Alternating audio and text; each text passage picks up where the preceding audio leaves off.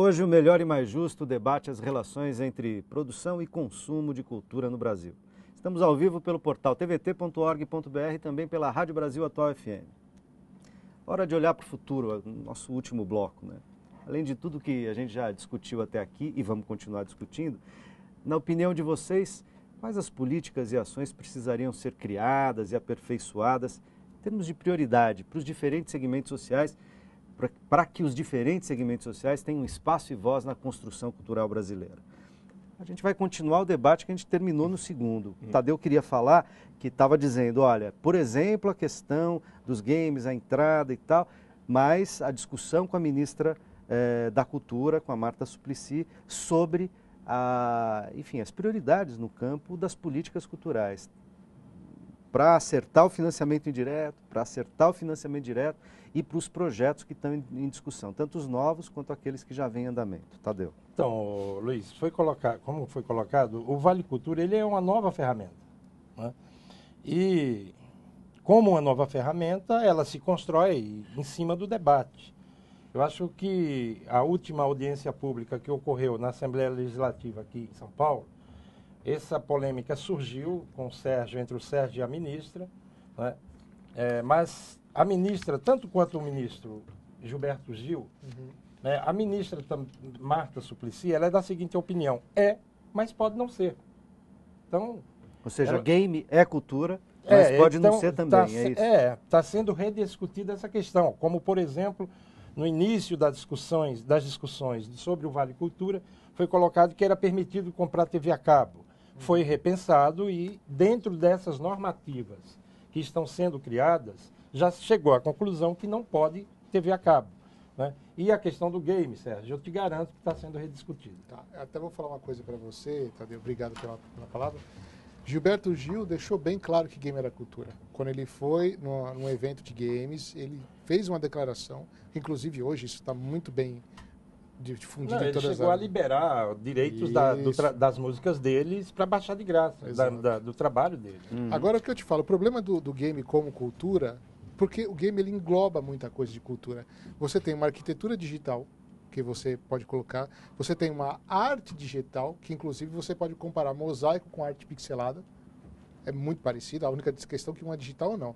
Você tem, por exemplo, no MoMA, Museu de Arte Moderna de Nova York, hoje, uma exposição exclusiva de games. Mas, Sérgio, eu não tenho dúvida. Agora, é uma discussão como a renúncia fiscal, como entretenimento e cultura, é uma discussão polêmica. Porque se a gente ficar só em cima do game, por exemplo, tem questões do game que eu não concordo que é cultura. Por exemplo? Os joguinhos assassinos. Entende? Eu não concordo, por exemplo, não sei a opinião da mesa, mas eu sou radicalmente contra financiamento público para joguinhos assassinos, onde uma criança ou um adolescente se concentra na frente da televisão e vai aprender a atirar, a matar, a fazer maldade. Agora, eu pegar dinheiro público para financiar esse tipo de game, eu sou radicalmente contra. Agora, o game educativo... Para a gente não polarizar o debate, queria botar o Dorberto, que aliás nós tiramos a palavra do Dorberto no segundo bloco e não devolvemos ele para a conversa. Eu vou fazer uma fala aqui para não cometer injustiça e não tirar o mérito do Vale Cultura. Eu acho que é uma iniciativa que é super bem-vinda, acho que toda a área de cultura acolheu assim com muita expectativa do que vai ser isso, concordo plenamente com o Tadeu. Assim, todas as iniciativas, né, todas as políticas culturais, elas vão sendo adaptadas, né? Vão buscando maneiras aí de ter maior agilidade, eu concordo plenamente com os problemas aí, mas a gente não pode tirar o mérito do Vale Cultura como uma iniciativa a mais aí no sentido de garantir o acesso, essa coisa toda. Sobre uma questão, eu vou colocar uma questão aqui que pode parecer polêmica, porque é a questão de discutir mesmo o papel do Estado. O que o Estado deve patrocinar? Porque é dinheiro público, vamos pensar que é dinheiro do cidadão. Por que eu já fui de comissão julgadora de vários editais públicos, municipal, estadual, enfim. E o seguinte, uma brincadeira, que não é uma brincadeira que eu fazia quando estava julgando os projetos, é olhar para o projeto e falar assim, olha, projeto cultural, diga para mim por que é que você merece dinheiro público. Por que você merece dinheiro do cidadão que está trabalhando aí noite e dia para pagar seu imposto e garantir sua sobrevivência. Por que pegar o dinheiro que é arrecadado do trabalho dos cidadãos brasileiros, e por que vou colocar isso? Qual que é o retorno? O que o Estado ganha com isso? Daí, nesse sentido, eu não sou muito conhecedor desse universo de games, mas a pergunta que a gente tem que fazer é o seguinte: a que serve isso? Tá certo? Se serve para a formação da cidadania, eu concordo plenamente com você que uma parte dessa produção incentivada por Estado, ela tem uma produção meio híbrida aí, que uma parte tem um pé no mercado, né, como a música, e uma parte tem um pé aí na questão da formação.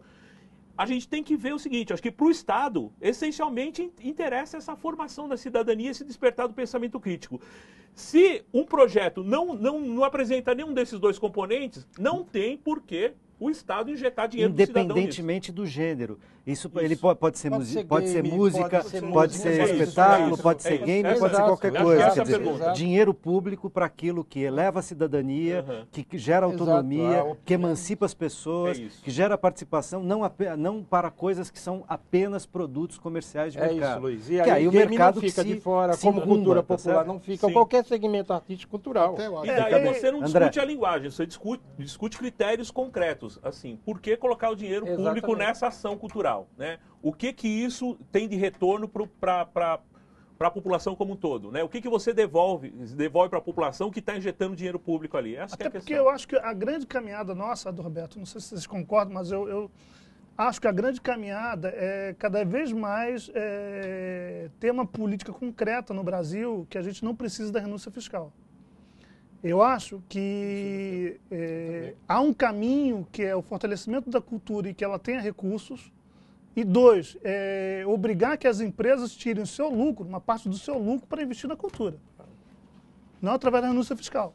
Então, acho que esse é um desafio, eu acho muito importante quando coloca a questão do financiamento hoje, que a gente sabe a realidade que tem, a gente sabe que tem que mudar a Lei Rouanet, ou seja, a Lei Rouanet do jeito que ela está, é preciso fazer uma mudança séria. E é importante falar que está no Congresso essa discussão, né, Dalberto? Vai ser mudado para democratizar, que é o chamado o projeto de Procultura. Essa discussão está na ordem do dia no Congresso Nacional. Democratizar, colocar mais agentes da comunidade, dos movimentos sociais, dos sindicatos, que se envolvam nessa discussão, na transparência desse processo. E eu acho que, a longo prazo, o objetivo, pelo menos acho que tem que estar no nosso horizonte, pelo menos, é o fim da renúncia. E mais recursos para a cultura, e entendendo a cultura que ela tem um peso... mais recurso público para a cultura, aumentar a rubrica orçamentária, o tamanho do PIB investido na cultura, isso é uma coisa. E a outra coisa é, de algum modo, enfim, induzir a que a iniciativa privada também invista em cultura sem renúncia fiscal. Que o empresário meta a mão no bolso dele e gaste dinheiro com cultura. Porque hoje a rigor tudo é dinheiro público, né? Claro. A rigor tudo é dinheiro público. A renúncia fiscal, ela é dinheiro público. Sim. Também é dinheiro do Estado brasileiro, quer dizer, nos 3 níveis, né? Porque a gente, quando fala assim, é dinheiro público do Estado brasileiro, a tendência, assim, o pessoal fala, não, é lei Rouanet. Não, as leis tem lei de incentivo municipal. Existe a lei Mendonça, que é municipal, e o PROAC, que o ICMS e a renúncia do ICMS. Então, nos 3 níveis, existem esses mecanismos. Agora, só falar uma coisa, aproveitando que aqui a TVT, uma TV ligada aos trabalhadores, aos sindicatos, só uma dica que é muito importante.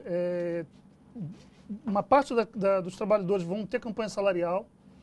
Eu acho que na pauta da campanha salarial, das reivindicações, tem que estar o Vale Cultura. E mais, eu acho que os sindicatos têm que se atentar e podem cobrar na mesa de negociação de que, ao invés do formato que hoje tem na lei, que é a divisão, ou seja, a lei diz o seguinte: o empresário ele paga uma parte do Vale Cultura e outra parte quem paga o funcionário. Uma dica aqui, os sindicatos têm condições... No modelo do Vale Alimentação. Mesmo modelo. Só que na luta de classe, na mobilização social, os sindicatos conseguem impor que o patronato pague integralmente e que não desconte do trabalhador. Eu acho que vale a mesma briga agora com o Vale Cultura. Isso. Os sindicatos têm que brigar que é o seguinte: quem tem que arcar com todo o Vale Cultura é as empresas e não descontar do trabalhador. E essa briga vale agora nas campanhas salariais que vem pela frente aí. É bom esclarecer também, André, que 10% do valor, ou seja, o valor do Vale Cultura é de R$50. 10% desse valor são R$5. Então, esse valor, quem arca é o trabalhador. Bom, eu acho o seguinte, eu vou até fazer bastante coisa, englobar até muita coisa do que vocês disseram. Primeiro, eu vou pela raiz, a questão da violência. Violência em game já foi desmistificada há muito tempo. Primeiro por quê? Por exemplo, se você pega o caso mais antigo, Mas, assassinos... Sérgio, a questão não é a violência. Calma, o que calma. eu estou dizendo é que é uma opinião pessoal. Eu não concordo que o dinheiro público financie games de violência, porque Tadeu. é a minha opinião. Concordo, mas olha, Tadeu, se você pega um livro de Roma, é violência pura. Se você vê Chapeuzinho Vermelho, no final o lobo engole a vovozinha. Então, quer dizer, isso existe vários tipos de interpretação. Também não concordo. Na verdade é o seguinte, não é o game ou música ou qualquer outra coisa que faça a pessoa violenta. Ela por si só, é a ambientação dela e cabe aos pais e a questão tutelar manter a criança no que ela acha correto ou não. Por exemplo, você sabia que o afogamento ele é diretamente ligado ao picolé? O que tem a ver? Ao álcool também. Né? Não. Sabe por quê? Verão. As pessoas consomem mais picolé no verão e também se afogam mais no verão porque elas estão dentro do mar, estão nadando mais. Então isso tem uma coligação muito interessante, né? Essa é uma questão que eu venho estudando há muito tempo para falar, a questão do retorno, certo? Sabia que games você aprende o inglês muito fácil? Qualquer jogador, se o cara entra numa sala que tem pessoa que fala inglês, é fantástico. Você vê que 99% sabe falar.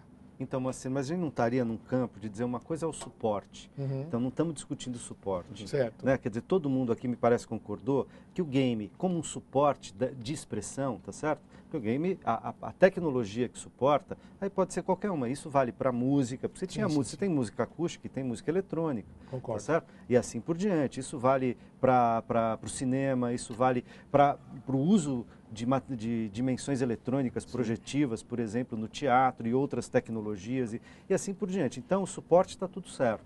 Agora, os conteúdos, por mais que a gente pudesse, não se trata de uma discussão conceitual, né? O que é, o que não é e tal, a gente precisaria de outro programa, no mínimo.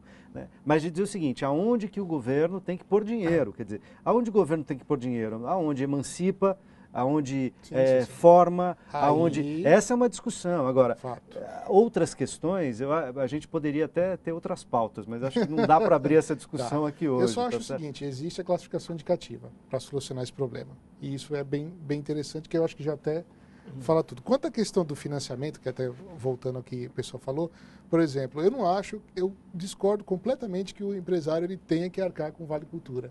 Porque ele já arca com tanta coisa que ele já é praticamente um herói. A CLT, por exemplo, eu acho que ela assassina o empresário brasileiro. Porque é tanto assim, o cara tem tanto direito que quando o cara vai ver, o único direito que o patrão tem, ou o dono de uma empresa tem, é de se ferrar. Porque o cara, ele já tem tanta carga que ele não consegue segurar isso. Eu acho até o seguinte, é um estudo bem aprofundado. Eu acho que para se chegar ao ponto, por exemplo, assim, o empresário ele vai arcar com a parte do Vale Cultura, tá bom. E que parte o governo arca? E que parte o trabalhador arca? Então, assim, existe uma discussão. Eu não acho que tenha que ser 100% do governo, ou 10% do trabalhador, ou 100% do empresário. Eu acho que realmente tem que existir uma consciência e uma conversa muito grande sobre isso. Eu não concordo, mas acho que não vai dar para desenvolver todo o meu pensamento. Não concordo. Não vai mesmo. Eu acho que eu só queria fazer, assim, com o tempo é curto, mas queria fazer uma observação que talvez seja de alguma valia aqui para reflexão, né? Vamos pensar, a gente está num país, viu, Moisés, que falta dinheiro para a saúde. Nós estamos com a dificuldade enorme, nós estamos numa Babel nominal. Moisés e o Moacir. Moisés, agora tá fácil. Moacir. Quer abrir o mar. Tá bom, quer abrir o mar. Então vamos lá, a gente está num país que falta dinheiro para a educação, falta dinheiro para a saúde, falta dinheiro para as questões básicas e assim, e vamos ser justos que nos últimos anos os governos têm né, nos últimos 10 anos, têm otimizado esse dinheiro no sentido de da erradicação da miséria, nós sabemos disso, não vamos entrar nesse discurso. Mas assim, vamos pensar uma coisa, governar é fazer escolhas. Então, se você tem pouco dinheiro para a área de cultura, você tem que fazer escolhas.